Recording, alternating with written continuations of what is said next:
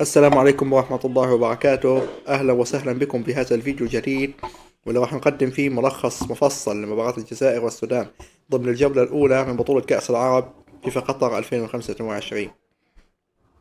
مباراة كانت قوية من الناحية البدنية، مليئة بالتحديات، وشهدت لحظات مثيرة رغم انتهائها بنتيجة التعادل السلبي. أجواء ما قبل المباراة. قبل بداية اللقاء كان واضح أن الفريقين داخلين في رغبة بالفوز. الجزائر جاءت بتشكيلة شابة ومنسجمة، بينما السودان حضر نفسه بخطة واضحة تعتمد على الانضباط والدفاع المتماسك. الجمهور كان حاضر بأعداد محترمة، وصوت الجماهير أعطى المباراة طابع خاص. أجواء جميلة وحماسية من الدقيقة الأولى. الشوط الأول. سيطرة جزائرية منظمة. مع انطلاق الشوط الأول، ظهر منتخب الجزائر بثقة أكبر. كان هناك سيطرة واضحة على وسط الميدان، وتمريرات قصيرة بين اللاعبين ومحاولات لخلق المساحات. الهجمة الأخطر في هذا الشوط كانت في الدقيقة 25. عادل بولينا استلم كرة على حافة منطقة الجزاء، وسدد كرة قوية لكنها مرت بجانب المرمى. هذه الكرة كانت إنذار للسودان. وبينت أن الجزائر قادرة على التسجيل في أي لحظة. التوازن السوداني. في المقابل، المنتخب السوداني لم يقف متفرج. كان منظم جدا خصوصا دفاعيا، واعتمد على الضغط المتوسط ومحاولات خطف الكرة، ثم الانطلاق بسرعة نحو الأمام. الهجمات السودانية لم تكن كثيرة، لكنها كانت مركزة وغالبا تنتهي على الأطراف، مع محاولة إرسال كرات عرضية داخل المنطقة. لحظة التغير. طرد آدم والناس. لكن أهم حدث في الشوط الأول كان في الدقيقة 41، لما حصل آدم والناس على البطاقة الصفراء بعد تدخل قوي. اللاعب لم يهدأ، وبعد دقائق قليلة في الوقت بدل الضائع ارتكب خطأ جديد. استدعى بطاقة صفراء ثانية، وبالتالي طرد مباشر. هذا الطرد غير شكل المباراة تماما. الجزائر أكملت المباراة بعشرة لاعبين، وهذا جعل المهمة أصعب خلال الشوط الثاني. نهاية الشوط الأول. وبعد الطرد حاول السودان استغلال الموقف، لكنه لم ينجح في تسجيل هدف، لينتهي الشوط الأول بالتعادل 0-0، مع أفضلية نسبية للجزائر قبل الطرد. الشوط الثاني. السودان يضغط والجزائر تصمد. ومع بداية الشوط الثاني تغير كل شيء. السودان بدأ يضغط بشكل أقوى، وحاول التقدم بعدة لاعبين لاستغلال النقص العددي في الجزائر. من ناحية الجزائر، أصبح اللعب أكثر واقعية. التركيز على الدفاع، إغلاق المساحات، الاعتماد على المرتدات السريعة كلما سنحت الفرصة. رغم نقص الدفاع الجزائري كان مركز ومتماسك، والحارس شغال كان حاضر في كل الكرات. أخطر فرصة في المباراة الدقيقة 70. أخطر فرصة في المباراة كانت في الدقيقة 70. كرة سودانية خطيرة سددها عبد الرزاق عبد الرؤوف داخل المنطقة، لكن التسديدة مرت بجانب القائم لتضيع أهم فرصة كان ممكن تغير مجرى اللقاء بالكامل. تبديلات وتأثيرها. المدربين قاموا بعدة تبديلات ومحاولة تغيير النتيجة. الجزائر أدخلت عطال، سعيود، وزكريا الدراوي، تقوية الوسط والدفاع. السودان دخل بعدة لاعبين لتنشيط الهجوم وزيادة الضغط. ورغم هذه التغييرات، بقيت المباراة على نفس الإيقاع، ضغط سوداني وصمود جزائري. الدقائق الأخيرة. وفي الوقت بدل الضائع، حصل الحارس الجزائري فريد شعال على البطاقة الصفراء بعد تدخل، لكن رغم التوتر في هذه اللحظات تمكنت الجزائر من الحفاظ على النتيجة. السودان حاول تسجيل هدف الفوز، لكن التسرع في اللمسة الأخيرة كان واضح. بهذا تنتهي المباراة بالتعادل السلبي 0-0. نتيجة تعتبر مقبولة للجزائر بسبب الطرد، ومقبولة أيضا للسودان اللي قدم مباراة محترمة. كان ممكن نشاهد أهداف، لكن الانضباط الدفاعي من الطرفين منع ذلك. السلام عليكم ورحمة الله وبركاته. أهلا بكم متابعي قناة أحمد سبورت نيوز، ومع تحليل جديد لمباراة مثيرة جمعت بين منتخب العراق ومنتخب البحرين ضمن منافسات الجولة الأولى من بطولة كأس العرب في قطر 2025 على استاد ملعب 974. المباراة انتهت بفوز ثمين للمنتخب العراقي بنتيجة 2-1. دعونا نبدأ التفاصيل. الشوط الأول تفوق عراقي واضح، انطلقت المباراة بقوة من جانب العراق، ضغط عالي، تنظيم ممتاز ورغبة واضحة في تسجيل هدف مبكر. وبالفعل في الدقيقة العاشرة ينجح العراق في افتتاح التسجيل بعد كرة عرضية وخطأ من اللاعب البحريني إبراهيم لطف الله، الذي وضع الكرة بالخطأ في مرماه ليعلن تقدم العراق 1-0. وبعد الهدف وصل العراق السيطرة واستغل المساحات رغم دفاع رغم دفاع البحرين.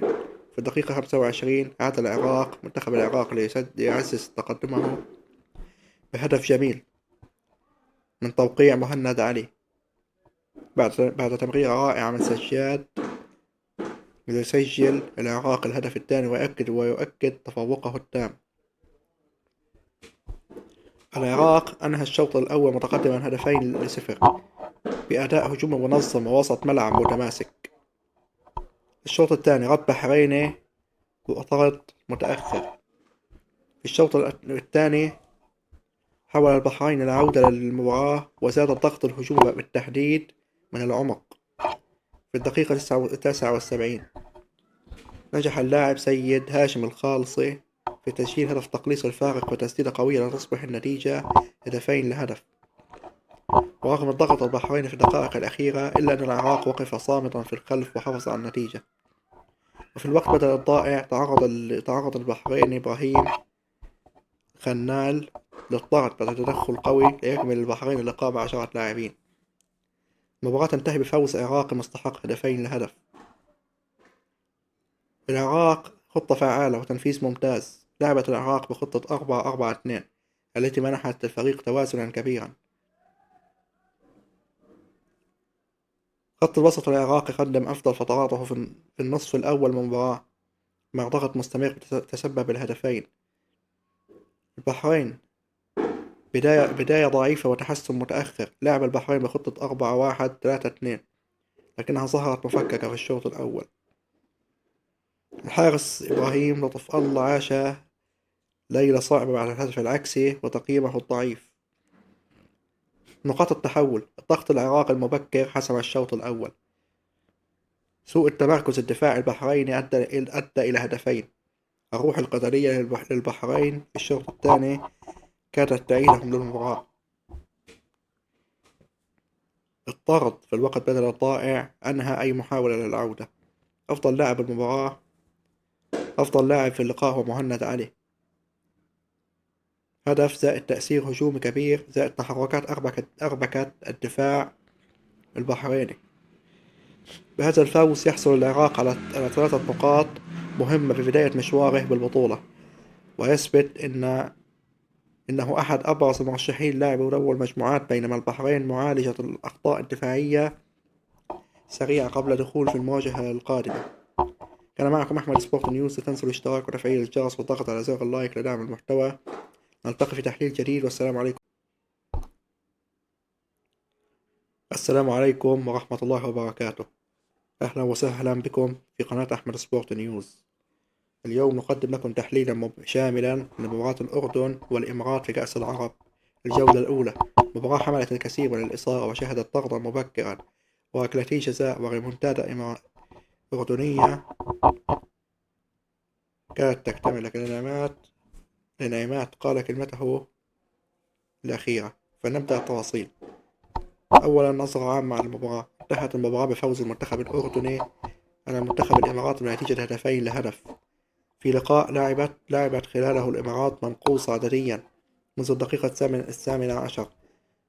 ورغم ذلك قدمت مباراة قوية وعادت بهدف التعادل قبل أن يحسم الأردن الأمور بهدف رائع من يزن لنعمات. الأحداث الأبرز في المباراة: دقيقة 18 طرد مباشر للمدافع الإماراتي خالد النصاحي نصحاني. نقطة التحول الأولى في المباراة. دقيقة 20 ركلة جزاء للأردن. علي علوان يسجل ويتقدم بالنشامة هدف لصفر. الدقيقة 39 ركلة جزاء ثانية للأردن. علي علوان يهدر فرصة قتل المباراة. بداية الشوط الثاني دقيقة 47 الإمارات تعود. هدف جميل عبر برونو بعد تمريرة من بيريرا. دقيقة 63 يزن لنعمات يضع بصمته المعتادة بهدف رائع يعيد التقدم للأردن. ومع محاولات إماراتية متواضعة في الدقائق الأخيرة تنتهي المباراة بفوز أردني مهم. التحليل الفني للمنتخب الأردني. تشكيلة 3-4-2-1. لعب جمال السلامي مباراة قوية تكتيكيا، استغل الأطراف عبر أبو طه والقرشي. لنعمات كان الأفضل هجوميا، حركة مهارة وتسديد.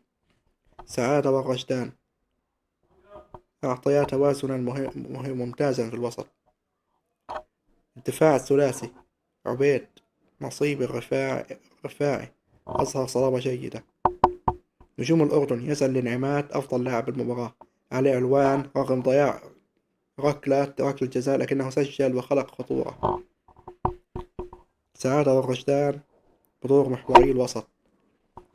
التحليل الفني للمنتخب الإماراتي 4-2-3-1. رغم الطرد الإمارات قدمت شخصية قوية. بيريرا كان أخطر لاعب وصنع هدف التعادل. برونو سجل هدفا ممتازا. خط الوسط حافظ على التماسك رغم النقص. الدفاع عانى خصوصا بعد الضغط من جهة الظهيرة. أبرز مشاكل الإمارات: طرد مبكر دمر التنظيم. المساحات خلف الأظهرة. دفاع منطقة ضعيفة أمام تحركات الأردن. تراجع بدني واضح بعد الدقيقة 70. خامسا، لماذا فاز الأردن؟ استغلال الضغط بشكل جيد، تفوق كبير في وسط الملعب، جودة هجومية من الانعماد، خيارات تكتيكية أفضل من السلامي. الإمارات لم تصمد بدنيا في الشوط الثاني. الأردن يبدأ مشواره في كأس العرب بانتصار مهم جدا يمنحه دفعة قوية قبل الجولة الثانية. أما الإمارات فرغم الخسارة أظهر شخصية قوية وستكون لها كلمة في بقية المباريات إذا تم تدارك الأخطاء الدفاعية. وبهذا نكون وصلنا لنهاية تحليل المباراة